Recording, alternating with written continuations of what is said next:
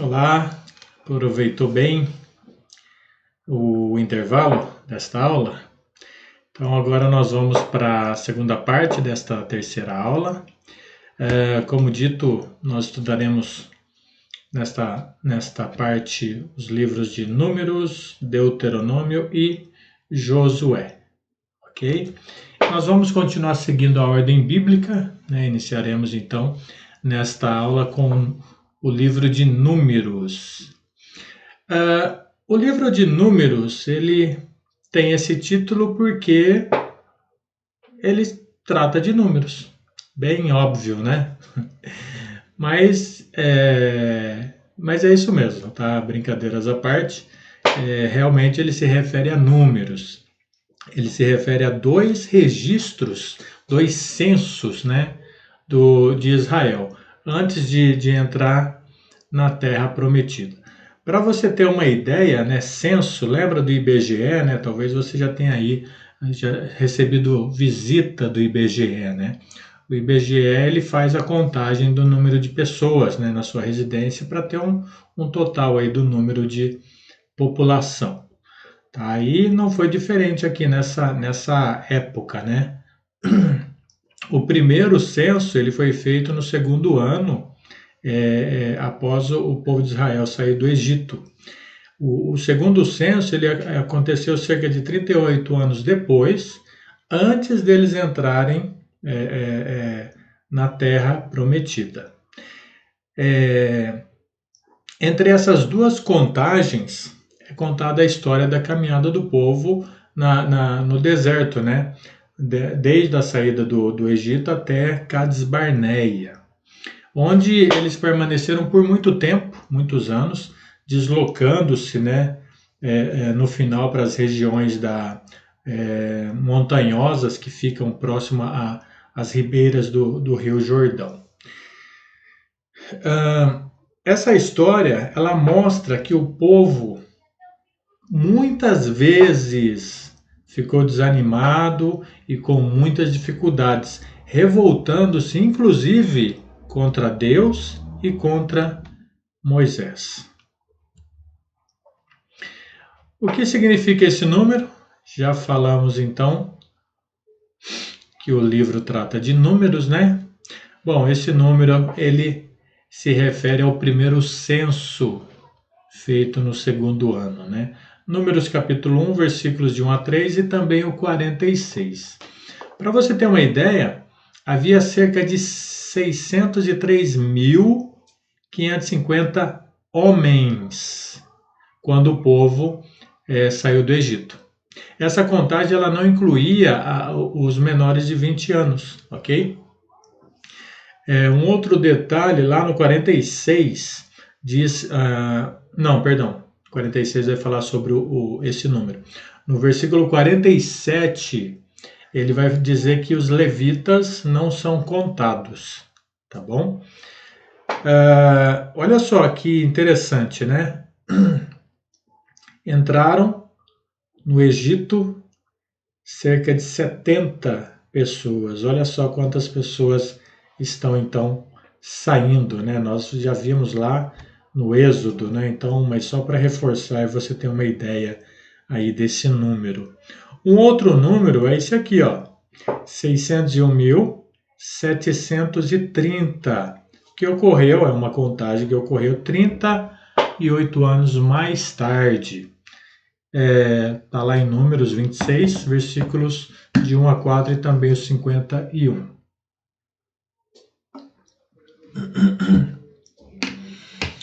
Você pode estar pensando,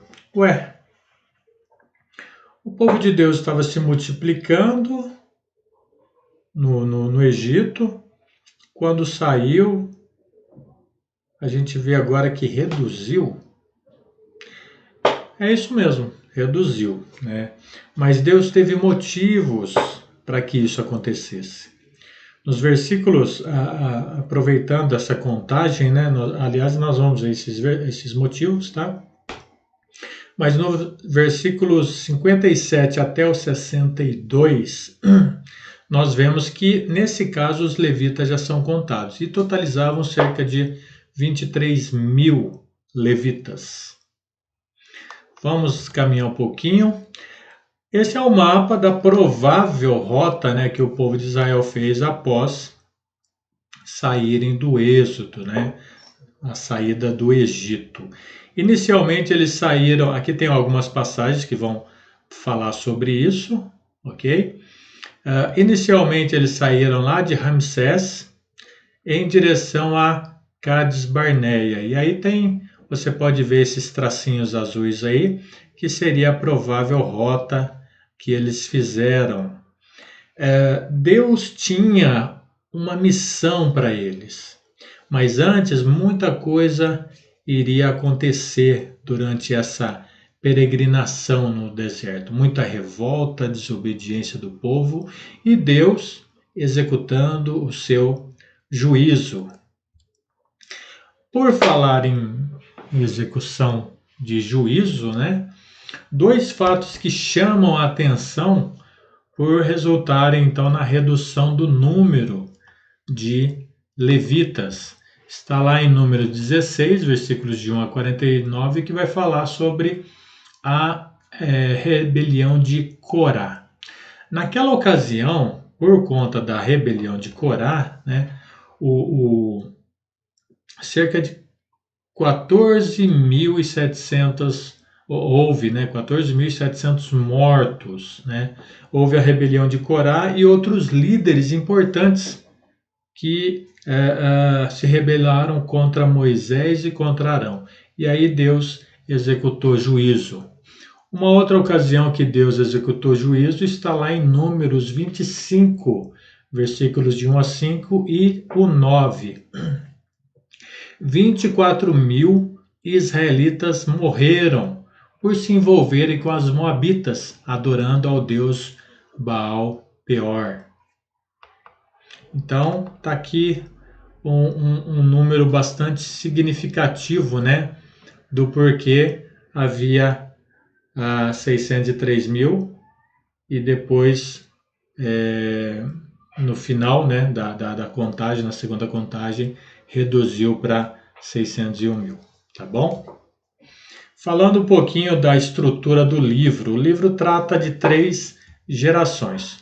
Do capítulo 1 até o capítulo 14 vai falar sobre a velha geração que saiu do Egito. Do 15 ao 20, a era da peregrinação no deserto e também a transição de uma geração para outra. E dos capítulos 21 ao 36 sobre a nova geração, que é a geração que entrou na Terra Prometida. A mensagem do livro, né? O Senhor Deus guia o povo pelo caminho. Tá aqui algumas passagens que vão mostrar isso. Então nós vemos aqui a velha geração que saiu do Egito. Claro, são só apenas umas imagens, né, para guardar um pouquinho aí ajudar a gravar, né, toda essa história, né, que encontramos nas escrituras. E aí, falando sobre essa geração, nós vemos lá no capítulo 13, deixa eu voltar um pouquinho aqui, isso mesmo, capítulo 13, versículos 1, 2 e 16, logo depois que eles saíram, né, já caminhando algum tempo, e aí eles vão avistar a Terra Prometida, né? Então, nessa passagem diz que 12 homens são enviados para espiar a Terra Prometida. E aí, quando eles voltam, né, temos algumas informações. Lá no capítulo 13, 26, vai dizer que eles então retornaram a Moisés e Arão e a toda a comunidade de Israel em Cádiz, no deserto de Porã, onde prestaram relatório a eles e a toda a comunidade de Israel, e lhes mostraram os frutos da terra. E aí alguns exemplos, né? Romã, figo e uva. No versículo 27, vai dizer assim: e deram o seguinte relatório a Moisés: entramos na terra da qual você nos enviou, onde manam leite e mel. Aqui estão alguns frutos dela. Parecia bem animador, né, o relatório, mas sempre tem um mas.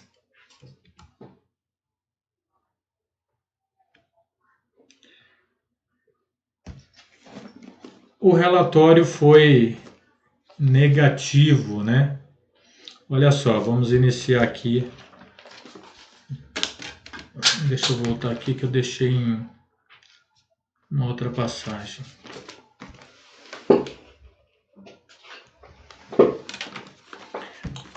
Capítulo 13, versículos do 28 a 29, diz assim: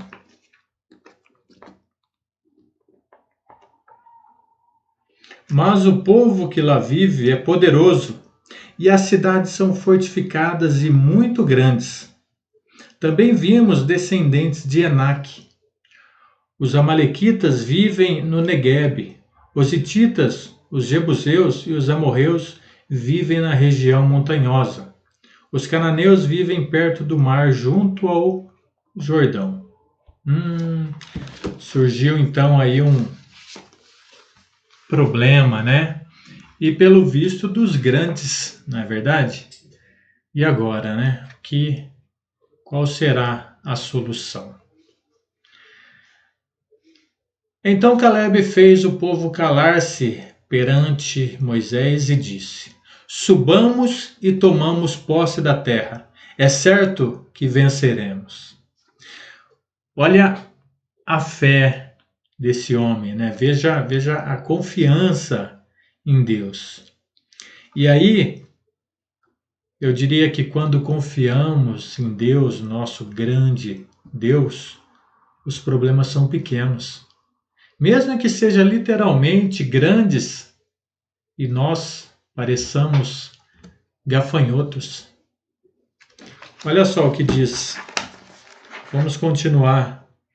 Versículo 31 ao 33. Mas os homens que tinham ido com eles disseram: Não podemos atacar aquele povo, é mais forte do que nós. E espalharam entre os israelitas um relatório negativo acerca daquela terra.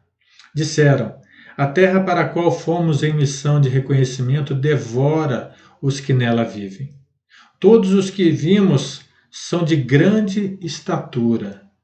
Vimos também os gigantes, os descendentes de Anak, diante de quem parecíamos gafanhotos, a nós e a eles. Olha só o relatório que eles passaram, né? E por conta disso, o povo começou a se queixar contra Moisés, contra Arão naquela noite, e a chorar em alta voz. Murmuraram, né? Murmuraram muito. E por isso, o versículo 14, do 20 ao 38, diz que Deus castigou o povo. E nesse castigo, Deus deixa claro que Caleb, somente Caleb, iria entrar na terra prometida. Porque ele confiou no Senhor. Ele confiou que poderiam subir e vencer, porque foi isso que Deus disse, que Deus prometeu. Então Deus falou com Moisés, trouxe para ele o castigo para que Moisés transmitisse ao povo. Moisés transmitiu o recado do Senhor ao povo e eles reconheceram que pecaram contra Deus. Só que aí eles pecaram novamente, porque eles criaram coragem e decidiram subir e lutar. O ponto é que eles foram derrotados nisso. Moisés vai dizer assim: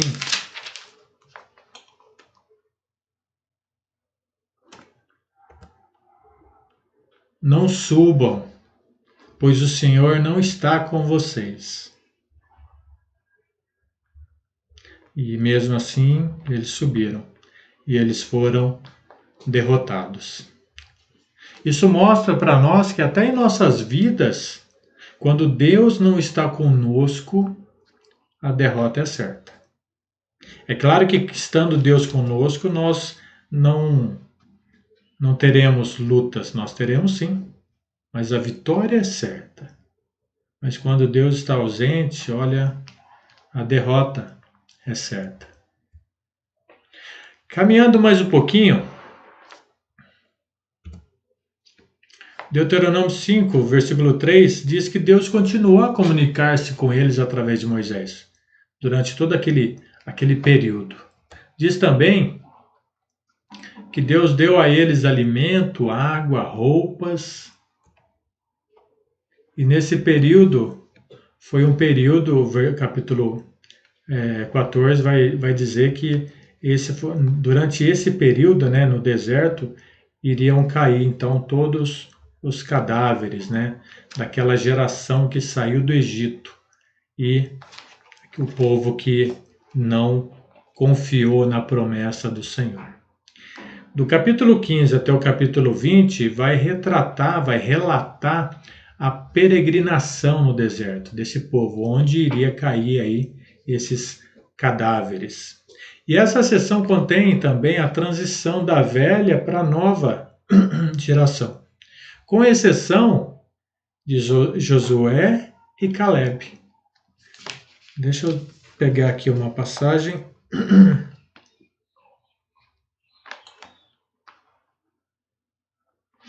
Olha só o que Deus diz no 14, 38. De todos os que foram observar a terra, somente Josué, filho de Num, e Caleb, filho de Jefoné, sobreviveram. Então, somente eles iriam continuar com a nova geração. Falando um pouquinho do pecado de Moisés. Era apenas para Moisés falar com a rocha, né? Deus queria mostrar aí o poder dele. Mas Moisés se irritou, né, com o povo. E essa atitude lhe custou aí a entrada na Terra Prometida. Aliás, tanto de Moisés como de Arão. Capítulo 20,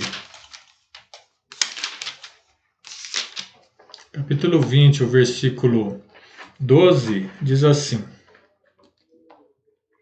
O Senhor, porém, disse a Moisés e Arão: Como vocês não confiaram em mim para honrar a minha santidade, à vista dos israelitas, vocês não conduzirão esta comunidade para a terra que lhes dou.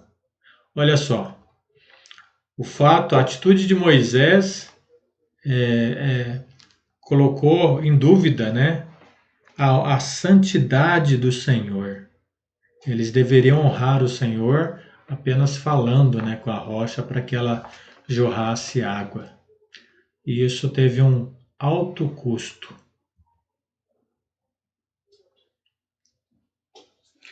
Números 20, 22 a 29.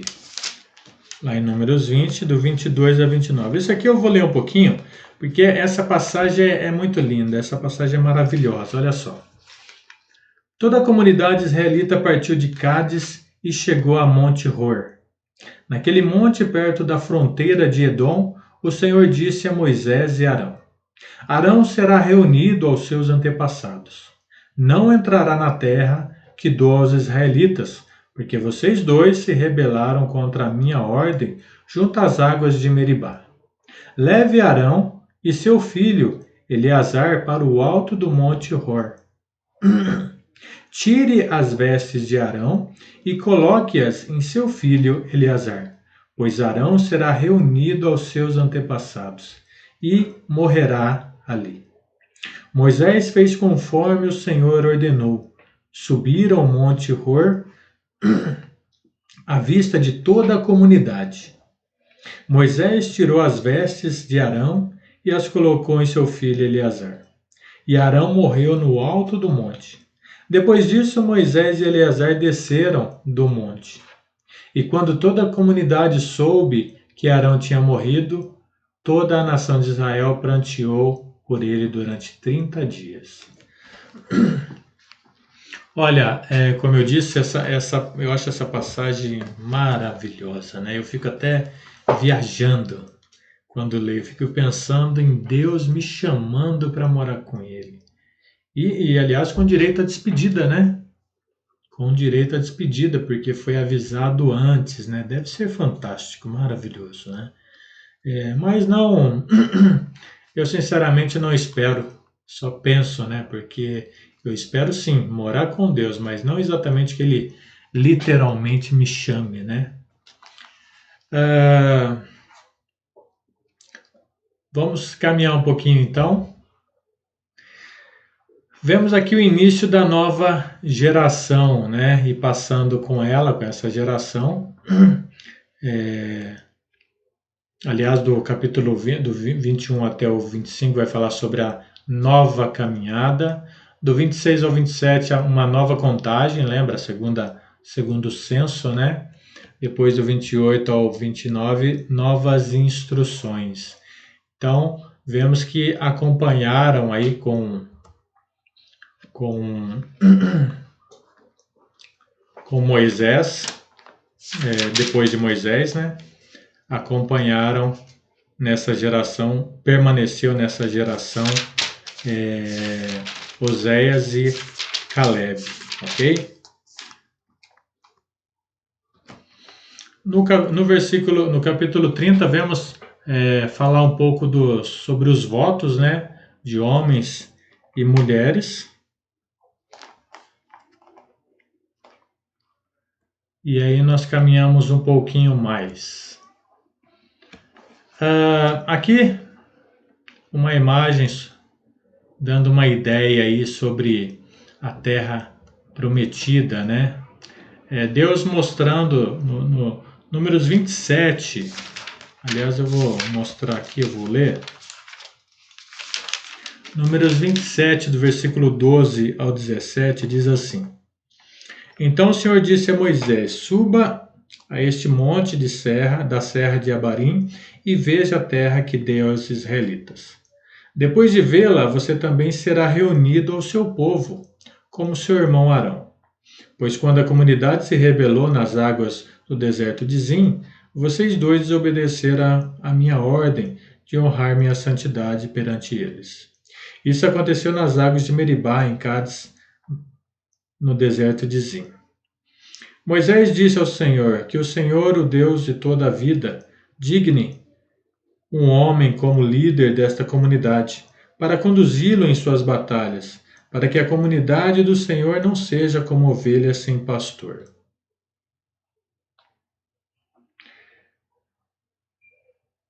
Então o Senhor disse a Moisés: Chame Josué. Então, olha só. Vemos aqui então, Deus permite que Moisés veja, né, a terra prometida, né? Deus anuncia o seu recolhimento, como fez com Arão. Nos versículos, lá em Deuteronômio, aliás, 3, 25 a 26, diz que,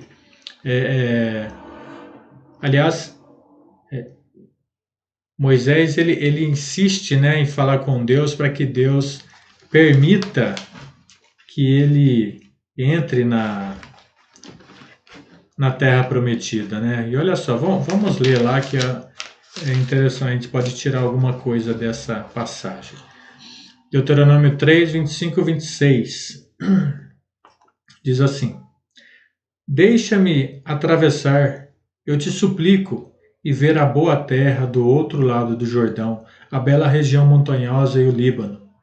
Todavia, por causa de vocês, o Senhor irou-se contra mim e não quis me atender. Basta, ele disse, não me fale mais sobre isso. Aqui Moisés estava falando com o povo e ele relatou isso para o povo, né? Que Deus não permitiu, ele voltou a falar com Deus e Deus não permitiu que ele entrasse, né? Essa passagem é triste, mas mostra que Deus mantém-se firme e ele não permite que Moisés entre na terra prometida. Mas ela mostra também que o nosso Deus ele não volta atrás.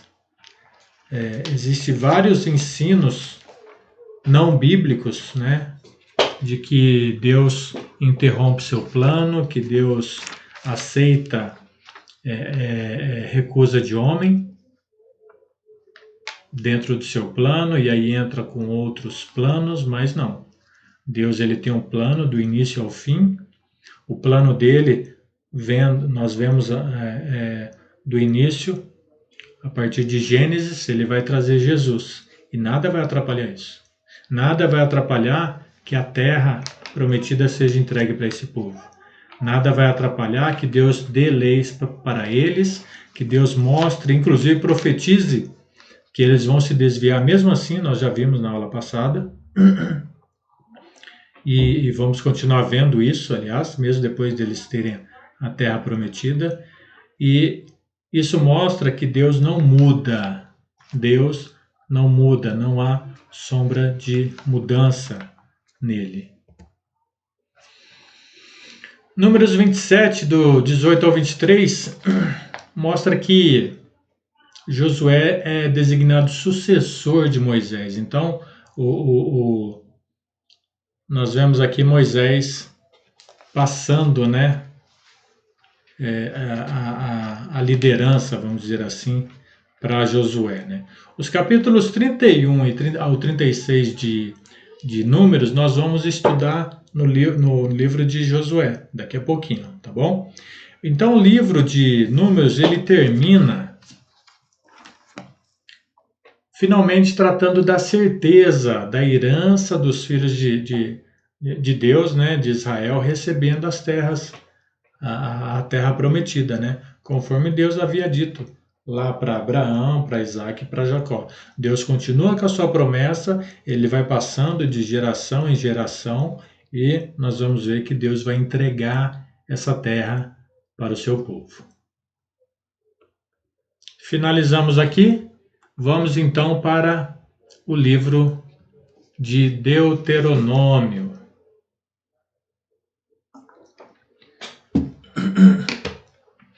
Esse é o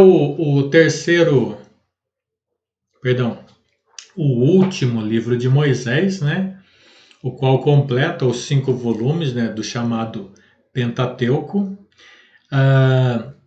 Em Gênesis, só para a gente fazer um breve resumo, em Gênesis nós vemos então o princípio de todas as coisas, né? O homem, o dilúvio, os patriarcas. Em Êxodo, a lei, vemos a lei dada por Deus, a saída do povo, né? A redenção, a redenção pelo sangue do poder de Deus, usado lá através do Cordeiro. Em Levítico, estudamos sobre a adoração do povo, a comunhão com base na expiação dos pecados, né, onde eles teriam acesso a Deus, o contato com Deus, uma aproximação, né, com Deus. Acabamos de ver Números, que falou sobre a peregrinação, com orientação da vontade de Deus para eles. Isso é importante porque nós também temos uma peregrinação nesse mundo, né? Mas se nós tivermos a orientação pela vontade de Deus, olha, tenha certeza que a gente vai atravessar tranquilamente isso, né? Mesmo que venham as dificuldades, nós estaremos com o Senhor. Nesse livro agora, Deuteronômio, né? Nós veremos aí os preparativos finais para a entrada na Terra Prometida. Deuteronômio obteve o seu nome do grego deuteros, né, que significa segundo, ou nomos, que quer dizer lei. Então seria o livro da lei, né, dada pela segunda vez, ou seja, já que surgiu uma nova geração no deserto, essa lei ela seria ditada novamente agora para a nova geração que estava crescendo no deserto. Não se trata de uma nova lei, ok? Não se trata de uma nova lei, mas a explicação e detalhes do que já fora dado, tá bom? Mensagem central do livro de Deuteronômio. Obediência. obediência a Deus. Está aqui Deuteronômio 4, 1 e 2, 5, 1, 6, 1 a 3, 7, 2 a 3, o capítulo 11, 26, 28, e esse eu vou projetar aqui, olha só. Prestem atenção, estou pondo diante de vocês a bênção e a maldição.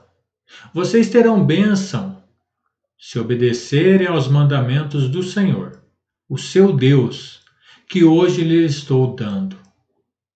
Mas terão maldição se desobedecerem aos mandamentos do Senhor, o seu Deus, e se afastarem do caminho que hoje lhes ordeno para seguir deuses desconhecidos. Deuteronômio, capítulo 11, versículos 26 a 28.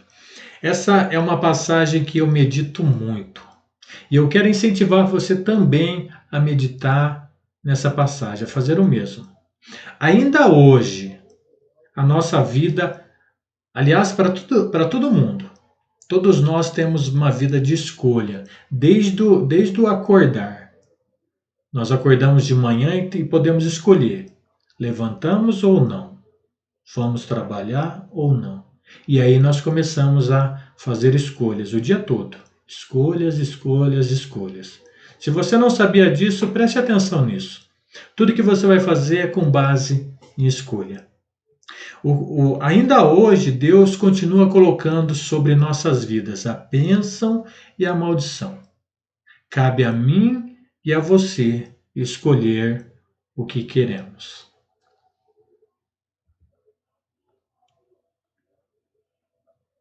O grande mandamento.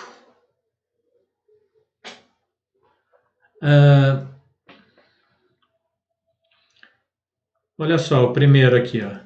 E agora, ó Israel, que é que o Senhor seu Deus pede de você, senão que tema o Senhor, o seu Deus, que ande em todos os seus caminhos, que o ame e que sirva ao Senhor, ao seu Deus, de todo o coração e de toda a tua alma, e que obedeça aos mandamentos e aos decretos do Senhor, que hoje lhe dou para o seu próprio bem. Deuteronômio 10, versículos 12 e 13. Essa passagem, ela é atual. Embora são mandamentos, o Velho Testamento, nós vamos ver mais para frente, o Velho Testamento foi dado para o povo de Israel, tá? As leis foram dadas para o povo de Israel. Essa mensagem, ela é muito atual. Nós devemos temer ao Senhor, andar em seus caminhos, amá-lo e servi-lo, na igreja ou fazendo parte da igreja. Hoje nós vivemos, a comunidade é a igreja do Senhor, a igreja de Cristo, ok?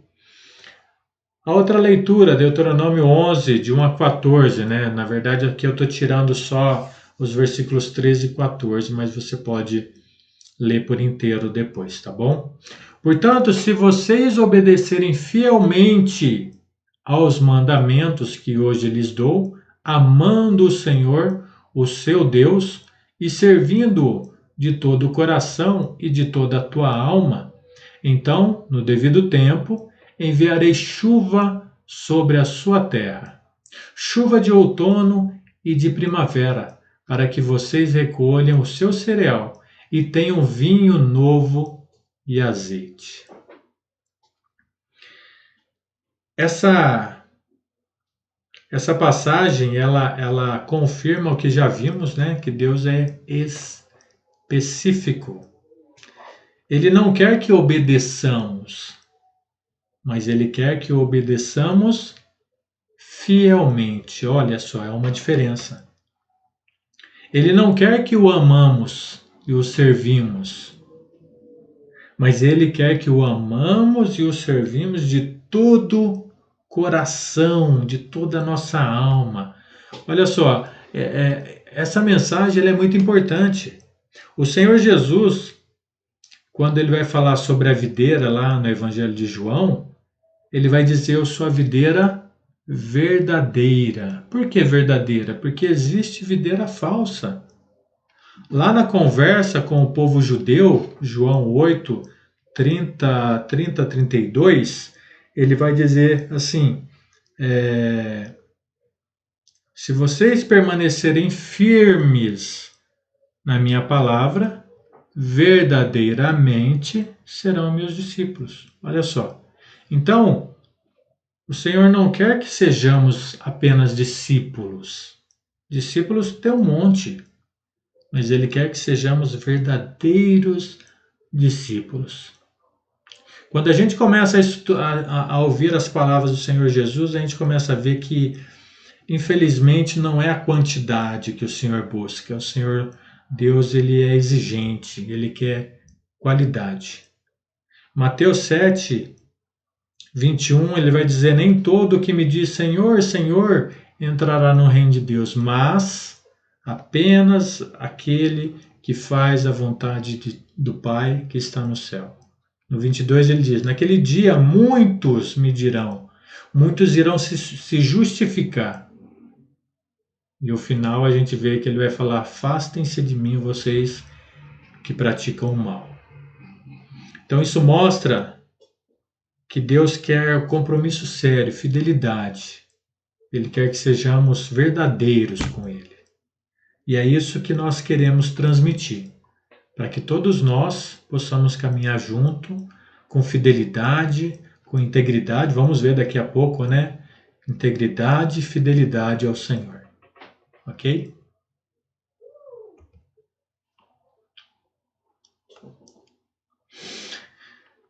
E aí falando então, né, sobre obediência, né, que é o que Deus pediu, né, lá no Deuteronômio, né? Nós vemos no Hebreus capítulo 11, versículo 7, né, a prova da obediência de Noé.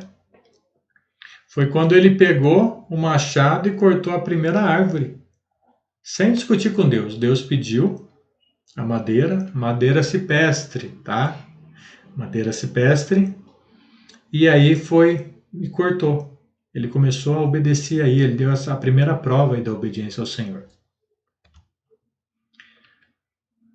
A prova de obediência de Abraão, nós vemos lá em Hebreus, capítulo 11, versículo 17, que diz assim, quando ele levantou de madrugada, né, chamou Isaac, pegou a lenha e o cutelo e foi para o lugar determinado por Deus, né, Abraão foi oferecer o filho a Deus, sem discutir, aliás. Essa foi a primeira prova de obediência, né? E Abraão sabia que Deus iria providenciar o holocausto, né? E Deus providenciou. Nós vemos também, e mais conhecidamente, né?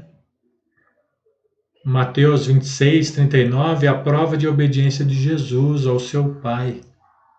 Foi quando ele pegou aquela cruz nas costas e foi para o Gólgota, sem discutir, sem falar nada, ovelha calada. E aí então ele abre os braços para ligar o povo a Deus, e ele cumpre a missão dele, não é?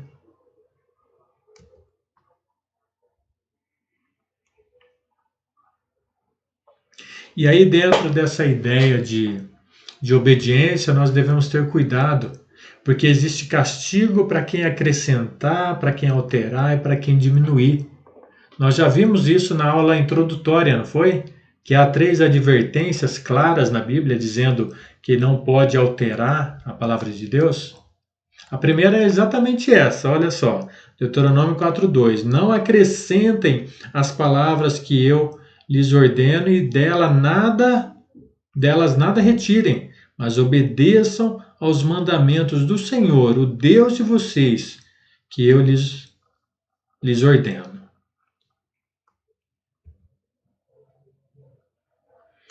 Gálatas, lá no Novo Testamento, versículo 1. Deixa eu abrir aqui, esse aqui a gente lê um pouquinho, tá? Gálatas capítulo 1, versículo 6 a 9. Admiro-me Isso mesmo, 6 a 9. Admiro-me que vocês estejam abandonando tão rapidamente aquele que os chamou pela graça de Cristo para seguirem outro evangelho, que na realidade não é outro. O que ocorre é que algumas pessoas estão perturbando, querendo perverter o evangelho de Cristo. Mas ainda que nós, ou um anjo do céu, pregue um evangelho diferente daquele que lhes pregamos, seja amaldiçoado. Como já disse, agora repito: se alguém lhes anuncia um evangelho diferente daquele que já receberam, seja amaldiçoado. Seja amaldiçoado quem ensinar outro evangelho. E olha só, se você estudar a Bíblia, se você buscar nas Escrituras a Bíblia, deixar a Bíblia falar, você vai ver que tem muitos evangelhos sendo pregados por aí que não é o evangelho que leva à vida eterna, porque há muita desobediência. Nós temos que ter cuidado para não acrescentar, para não tirar, para não alterar a palavra do Senhor. Uma outra passagem, 2 João 9. Carta 2 João, versículo 9, diz assim: todo aquele que não permanece no ensino de Cristo, mas vai além dele, não tem Deus. Quem permanece no ensino tem o Pai e também o Filho. Não tem Deus quem ultrapassar e não perseverar na doutrina de Cristo. Ok? Isso tem que ficar claro e mostrar para nós que não podemos alterar nada que o Senhor escreveu, mas apenas obedecer. Temos que apenas obedecer a palavra de Deus. Vamos estudar, vamos nos manter puros. Há muitas coisas ainda que vamos ver ao longo desse curso, muitos conflitos surgirão, mas fique na palavra. Esse é o alicerce seguro para construir a casa espiritual. E aí, falando de obediência, né? Embora Moisés teve aí os seus erros, suas falhas, né? O ponto é que eu acho, aliás, até interessante, né? Como o Espírito Santo faz questão de mencionar na Bíblia a satisfação de Deus em relação a alguns servos. Vemos, por exemplo, Noé, né? O fato de relatar que Noé fez exatamente como Deus ordenou mostra uma obediência muito grande ali por parte de Noé. Abraão foi considerado amigo de Deus, não é? Olha só que legal, que gostoso, né, isso. Davi, um homem segundo o coração de Deus. Então, é importante isso, para que Deus se alegra com isso, né? E eu creio que isso ele faz questão de deixar claro para que eu e você veja. E com Moisés não é diferente. Diz assim: em Israel nunca mais se levantou profeta como Moisés, a quem o Senhor conheceu face a face. Olha que maravilha, né? Será que você não desejaria, né, ser um homem ou você desejaria ser uma mulher de Deus? E desejar um dia poder vê-lo face a face? E para ser um homem de Deus ou uma mulher de Deus não é apenas estudar ou transmitir uma mensagem, né? Isso é muito fácil. O ponto é obediência. Nós temos que todos os dias meditar na palavra do Senhor, analisar os nossos erros, entregar aquelas dificuldades nas mãos do Senhor, para que nós possamos ser achados perante Ele inculpáveis. E aí com isso, né, então, como nós iremos vê-lo um dia face a face? É obediência. Precisamos seguir as Escrituras, não seguir homens, ok? Apenas a palavra, é ela que contém vida eterna.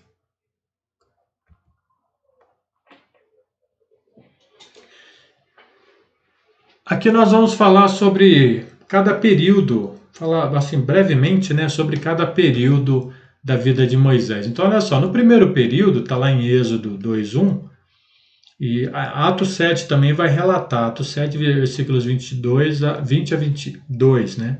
Quando ele foi resgatado do rio Nilo e criado pela filha do faraó.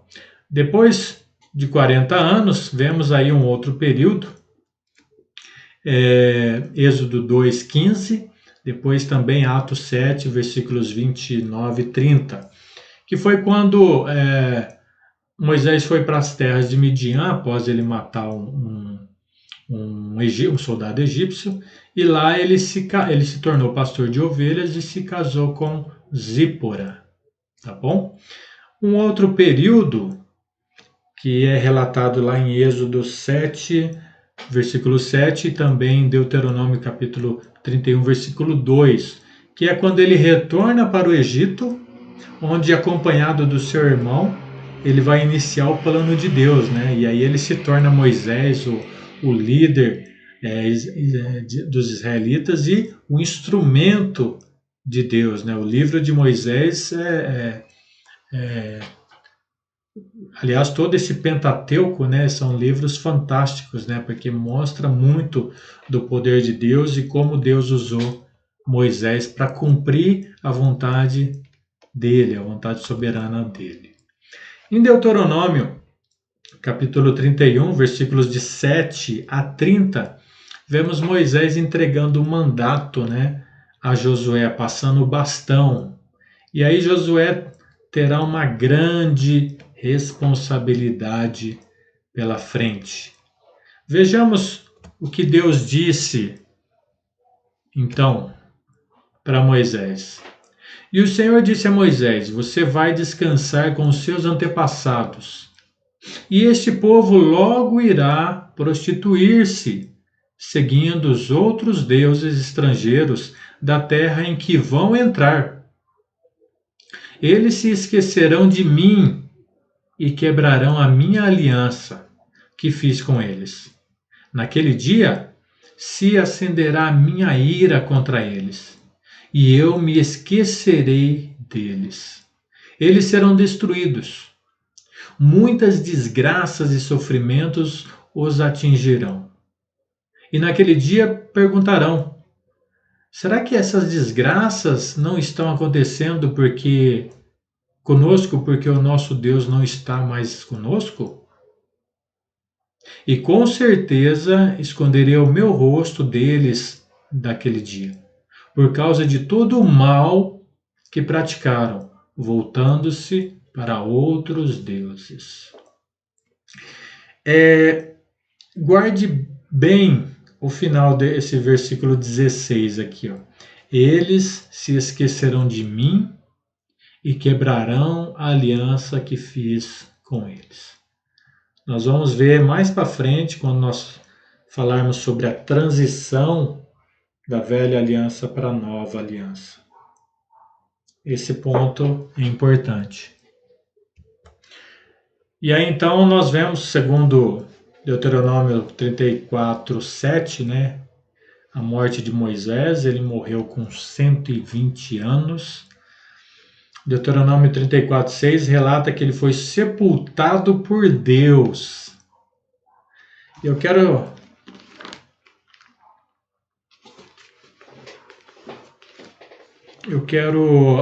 chamar você para me acompanhar numa passagem aqui em Lucas. Lucas capítulo 9. Lucas capítulo 9, versículos 30 e 31. Lá no Monte da Transfiguração. Olha só quem apareceu lá no Monte da Transfiguração. Versículo 30 e 31. Lucas 9, 30 e 31. Surgiram dois homens que começaram a conversar com Jesus. Eram Moisés e Elias. Apareceram em glorioso esplendor e falavam sobre a partida de Jesus que estava para se cumprir em Jerusalém. Ora, mas Deuteronômio não relata que Moisés morreu e foi sepultado?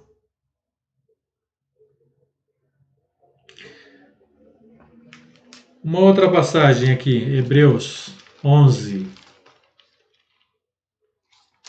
Hebreus 11, 23 ao 29.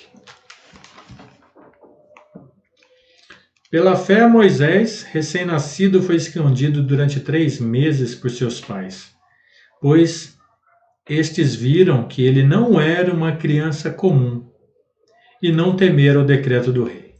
Pela fé, Moisés, já adulto, recusou-se ser chamado filho da filha do faraó, preferindo ser maltratado com o povo de Deus e desfrutar dos prazeres do pecado durante algum tempo. Por amor de Cristo, considerou sua desonra uma riqueza maior do que os tesouros do Egito, porque contemplava a sua recompensa. 27. Pela fé, saiu do Egito, não temendo a ira do rei, e perseverou porque via aquele que é invisível. Pela fé, celebrou a Páscoa e fez a aspersão do sangue, para que o destruidor não tocasse nos filhos mais velhos dos israelitas. Pela fé, o povo atravessou o Mar Vermelho como em terra seca, mas quando os egípcios tentaram fazê-lo, morreram afogados. Moisés contemplava algo supremo, né? Algo sobrenatural. O corpo dele morreu, mas ele vive. Nós vemos relato na Bíblia, né, que ele vive. E Deus não é Deus de morto, né? É Deus de vivo. É Deus de Isaac, de Jacó, de Abraão, Isaac e Jacó, também Deus de Moisés. Moisés morreu, está certamente descansando no Senhor. De fato, Moisés foi um homem de Deus, não foi?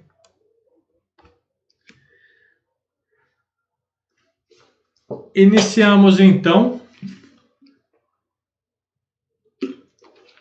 o livro de Josué. Moisés está morto e todo o povo de Israel acampado além do Jordão, pronto para entrar na terra prometida. Josué, agora o grande general, vai liderá-los para essa vitória. Já vimos como foram cumpridas várias promessas, né, feitas a Abraão, a Isaac, a Jacó. Sua descendência se multiplicou como as estrelas, né? Se formou uma grande nação que surgiu no Egito, né, e ficou lá durante a escravidão. Mas Deus prometeu também a terra de Canaã. O cumprimento dessas promessas está lá em Josué capítulo 21, nós vamos ver daqui a pouco. E ainda que a terra fosse uma dádiva de Deus, né, um presente de Deus, Israel não foi dispensada da responsabilidade de entrar na terra e conquistar a terra. Isso é importante para nós porque Deus ele quer nos dar vida eterna. Deus tem muitas bênçãos para mim e para você. Mas não adianta ficarmos aguardando. Isso não dispensa a nossa responsabilidade de aceitar o Senhor, de descer nas águas do batismo, aliás, né, que é o primeiro passo, e manter-se firme, caminhando com o Senhor, para que possamos receber a bênção maravilhosa do nosso Senhor. O autor desse livro é Josué. Caso não tenha sido ele, né, ou ele escrito por mãos próprias, né, ele transmitiu a palavra, o conteúdo para um escriba, provavelmente, que transcreveu. Josué significa Jeová salva. A mensagem central do livro é a vitória da fé. E aí eu quero convidar você para fazermos uma leitura lá em Josué.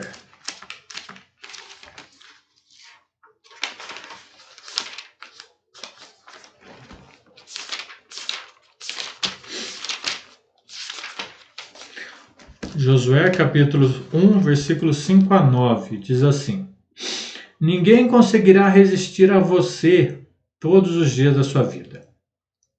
Assim como estive com Moisés, estarei com você. Nunca o deixarei, nunca o abandonarei. Seja forte e corajoso, porque você conduzirá esse povo para herdar a terra que prometi sob juramento aos seus antepassados. Somente seja forte e muito corajoso. Tenha o cuidado de obedecer a toda a lei que o meu servo Moisés lhe ordenou. Não se desvie dela, nem para a direita, nem para a esquerda, para que você seja bem-sucedido e por onde quer que andar. Não deixe de falar as palavras desse livro da lei e de meditar nelas dia e noite, para que você cumpra fielmente tudo o que nele está escrito. Enrosquei. Só então os seus caminhos prosperarão e você será bem-sucedido. Não fui eu que lhe ordenei, seja forte e corajoso? Não se apavore nem desanime, pois o Senhor, o seu Deus, está com você por onde você andar. Então essa é a mensagem do livro. Mas quem foi Josué? Que ele aparece, Moisés estava à frente e aí então surge Josué. Vamos ver algumas referências sobre ele. Para isso nós temos que voltar lá em Êxodo. Lá em Êxodo capítulo 17, versículos de 8 a 13, vai falar assim: Sucedeu que os amalequitas vieram atacar os israelitas em Redfim. Então Moisés disse a Josué: Escolha alguns dos nossos homens e lute contra os amalequitas. Amanhã tomarei posição no alto da colina com varas de Deus nas minhas mãos. Josué foi então lutar com os amalequitas, conforme Moisés tinha ordenado. Moisés, Arão e Hur, porém, subiram ao alto da colina. Enquanto Moisés tinha as mãos erguidas, os israelitas venciam. Quando Moisés os abaixava, os amalequitas venciam. Quando as mãos de Josué já estavam cansadas, eles pegaram uma pedra e colocaram debaixo dele para que nela se assentasse. Arão e Hur mantiveram erguidas as mãos de Moisés, um de cada lado, de modo que as mãos permaneceram firmes até o pôr do sol. E Josué derrotou o exército amalequita a fio de espada. Então nós vemos aqui que Josué era um militar quando Israel lutou contra os amalequitas. Andando mais um pouquinho, lá em Êxodo 24, versículo 13, diz assim: Moisés partiu com Josué, seu auxiliar, e subiu ao monte de Deus. Então, ele estava com Deus lá no Monte Sinai. Caminhando mais um pouco, lá em Números 13, capítulo 13, vou ler do versículo 1 ao 3, inicialmente. E o Senhor disse a Moisés: Envie alguns homens em missão de reconhecimento à terra de Canaã, terra que dou aos israelitas. Envie um líder de cada tribo dos seus antepassados. Assim Moisés enviou do deserto de Parã, conforme a ordem de Deus. Todos eles eram chefes dos israelitas. Versículo 8. Da tribo de Efraim, Oséias. Versículo 16. São esses os nomes dos homens que Moisés enviou para missão de reconhecimento do território. A Oséias, filho de Num, Moisés deu o nome de Josué. E agora, aí depois, andando mais um pouquinho, vamos ver uma passagem lá em Deuteronômio. Deuteronômio 31, 7 e 8, diz assim: Então Moisés convocou Josué e lhe disse na presença de todo Israel: Seja forte e corajoso, pois você irá com esse povo para a terra que o Senhor jurou aos seus antepassados que lhes daria, e você repartirá entre eles como herança. Versículo 8. O próprio Senhor irá à sua frente e estará com você. Ele nunca o deixará, nunca o abandonará. Não tenha medo, não desanime. Então, vimos aí que Josué foi um dos 12 espias, que ele foi comissionado por Moisés para liderar o povo, né? E aí, falando um pouquinho da estrutura do livro, o livro se divide em 3 períodos. É interessante como os livros se dividem em 3 períodos, né? E Moisés teve 3 períodos também na vida dele, né? Bom, do capítulo 1 ao 5, a entrada na terra prometida. Do 6 ao 12, a conquista da terra prometida. E do 13 ao 24, a ocupação da terra prometida. Vamos iniciar então com a entrada na terra prometida. Vemos aqui os versículos, Josué já no capítulo 1, versículos 10 e 11, né? Os preparativos para a travessia do Jordão e posse da terra. Depois nós vemos no capítulo 2 os 2 espias. Josué ele envia 2 espias lá para Jericó. E esses 2 espias eles são acolhidos pela prostituta Raabe. Essa atitude de Raabe, ela percorreu séculos, né? Chegando lá em Hebreus, né? Hebreus fala também sobre ela, né? Que ela, pela fé, ela acolheu anjos do Senhor. Olha só, Deus não faz acepção de pessoas, viu? E isso deve ficar muito claro para todos nós. Aqui uma imagem, né, sobre os sacerdotes, dos sacerdotes atravessando o Rio Jordão. Esses sacerdotes, eles foram à frente, né, a Bíblia diz lá, capítulo 3, versículos 14 e 17, que eles foram à frente com a arca, e quando eles pisaram, os pés deles tocaram as águas, a corrente parou. E aí se formou então os paredões, e eles entraram em terra, pisando, né, em terra seca. E a Bíblia diz também que eles foram até o meio do rio, e eles pararam para que o povo atravessasse o rio.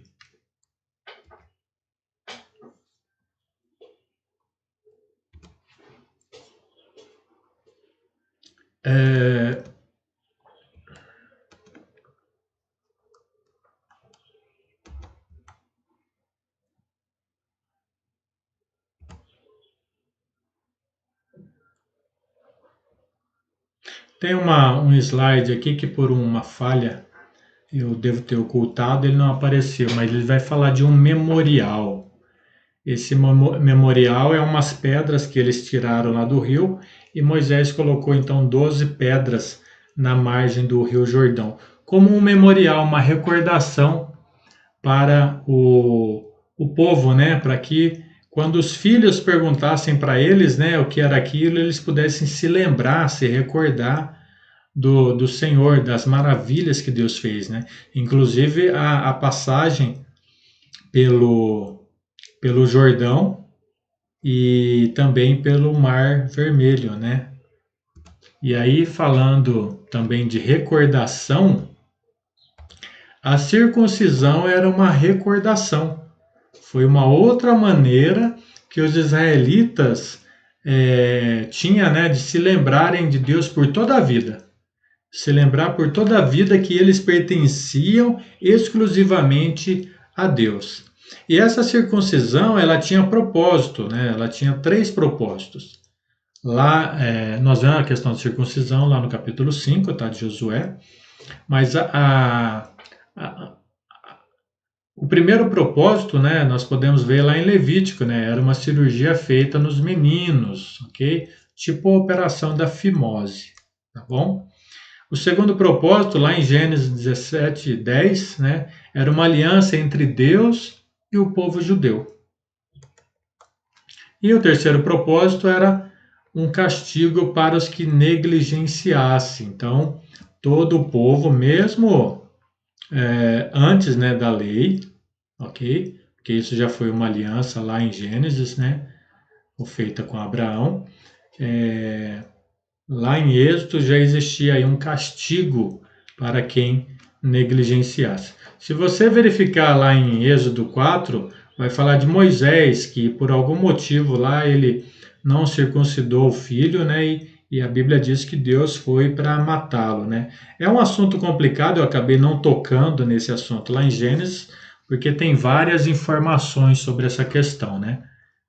Vários estudiosos, cada um defende algumas coisas, então ia ser algo mais complexo, né? Então deixaria de ser uma teologia básica, tá? Então por isso não entrei. Mas o ponto central lá é castigo para os que negligenciassem. Então é possível que houve uma negligência lá de Moisés e a esposa dele é quem fez a cirurgia lá no menino, ok?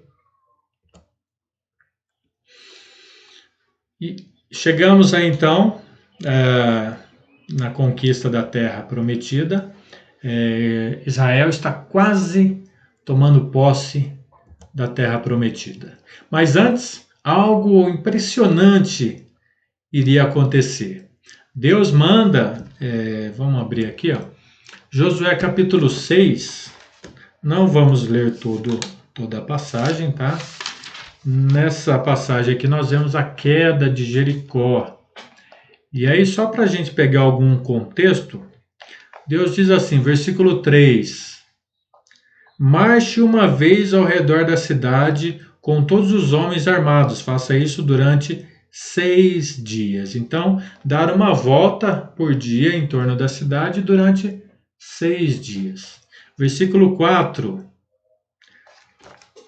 Versículo 4, depois 15 a 16, 20 a 22, vai dizer que no 7º dia eles deveriam dar 7 voltas.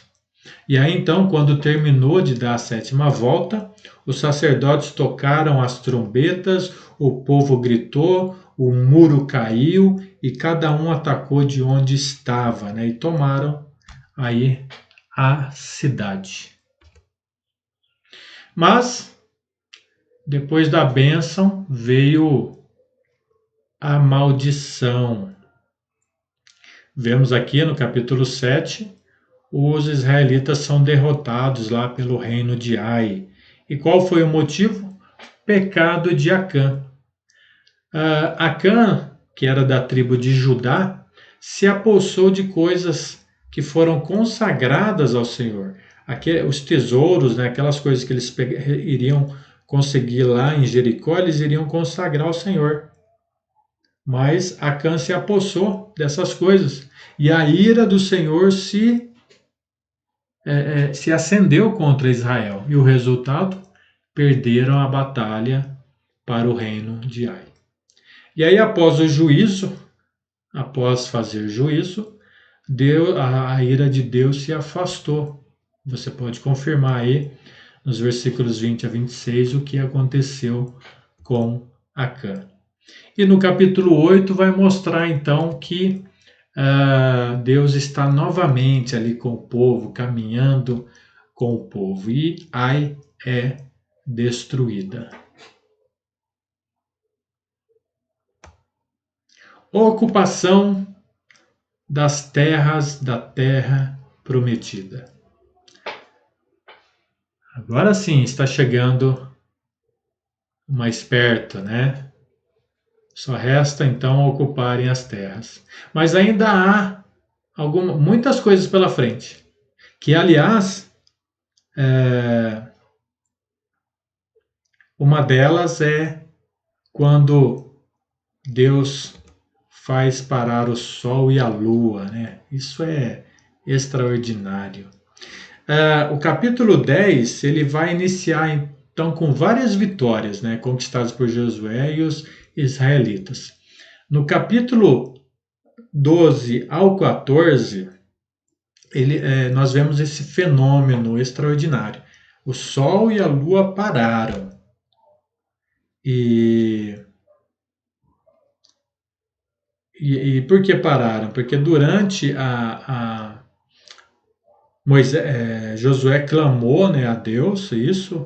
A Bíblia fala até, aliás, que Josué exclamou, né, dizendo que ia acontecer aquilo, e Deus atendeu, né, ao pedido dele. Olha só que maravilhoso, né? E aí, durante a batalha com os amorreus, o Senhor então parou o sol no meio do céu.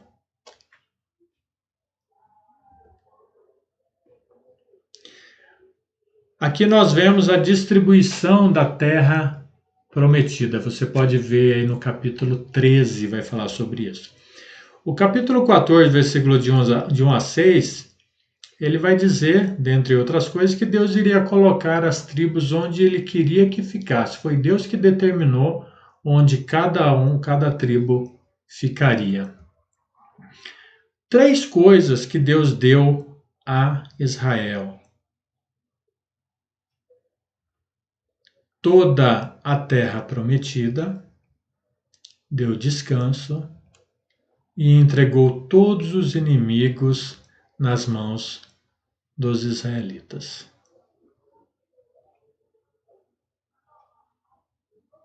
E aí já estamos chegando no final. Vamos ver aqui as palavras finais de Josué. Certamente você conhece essa passagem, ou pelo menos o final dessa passagem, né?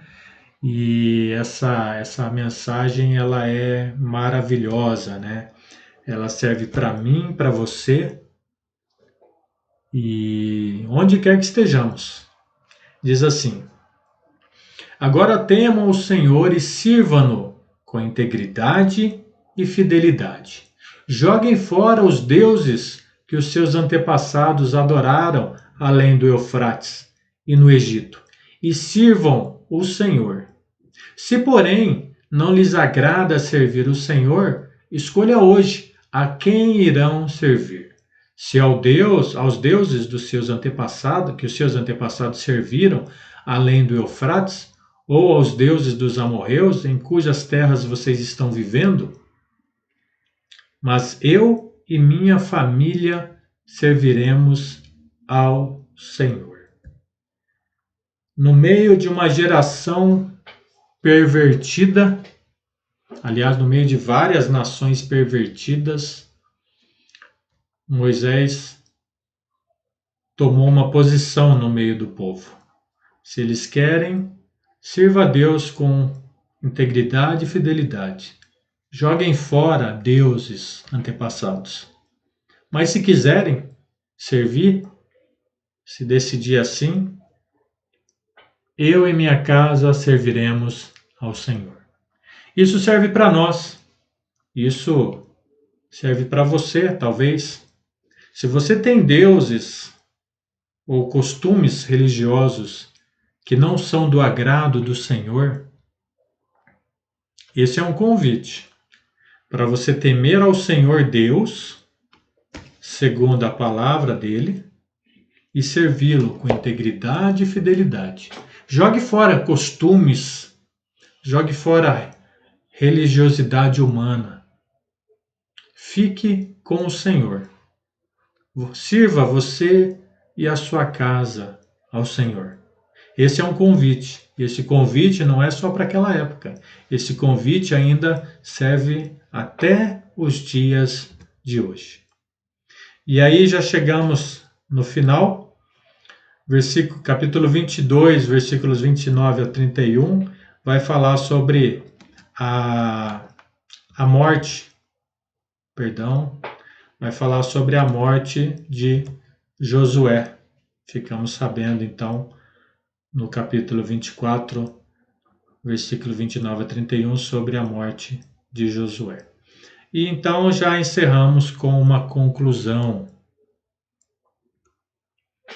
Vimos ao longo do estudo dos 5 livros de Pentateuco mais Josué o quanto o povo de Deus sofreu por desobedecê-lo.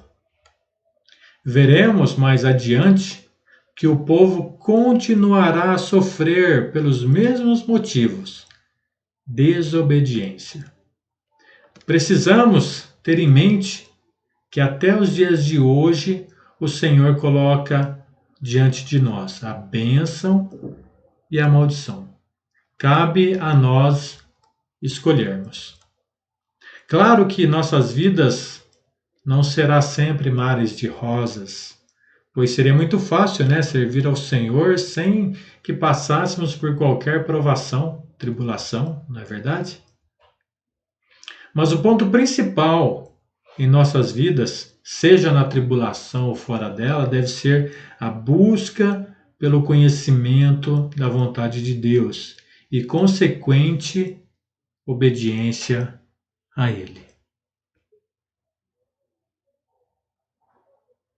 Que a graça do nosso Senhor Jesus, o amor de Deus, a comunhão do Espírito Santo seja com você.